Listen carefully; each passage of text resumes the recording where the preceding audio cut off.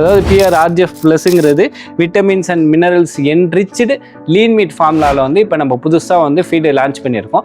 Lean மீட்டுங்கிறது fatless and cholesterol less meat. எத்தனை பேர் வந்து ஃபீடு குவாலிட்டியை செக் பண்ணுறாங்க? இப்போ நம்ம மக்களை பொறுத்த வரைக்கும் ஃபீடு குவாலிட்டியை செக் பண்ணுறதுன்னா ஒன்று எடுத்து கண்ணால் பார்ப்பாங்க, அதில் வந்து என்னென்ன மெட்டீரியல்ஸ் மிக்ஸ் ஆகிருக்குன்னு பார்ப்பாங்க, மோந்து பார்ப்பாங்க. அதில் மட்டும் ஃபீடு குவாலிட்டி டெஸ்ட் பண்ணுறது கிடையாதுங்க.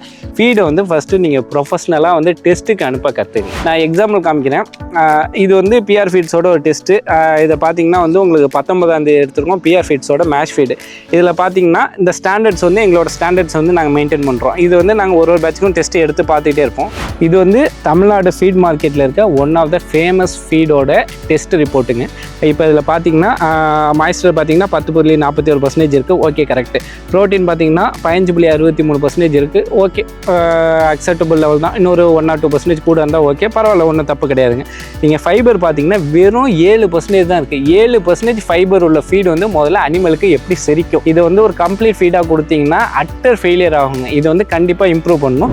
எவ்வளோ லட்சம் செலவு பண்ணி வந்து பண்ணையை ரெடி பண்ணுறீங்க, ஆடை வந்து 3 லட்சம் 4 லட்சத்துக்கு வாங்குறீங்க, தீவனத்தை வந்து லட்சமாக வாங்கி போகிறீங்க. தயவுசெய்து இந்த 2000 3000 பார்க்காம இந்த டெஸ்ட்டை எடுத்து நம்மளோட ஸ்டாண்டர்ட்ஸுக்கு மீட் ஆகுதான்னு பார்த்துக்கிட்டு அனிமலுக்கு ஃபீட் பண்ணுங்கள். அப்படி இல்லைன்னா ரிட்டர்ன் பண்ணுங்கள். நானாக இருந்தாலும் சரி, யாராக இருந்தாலும் சரி.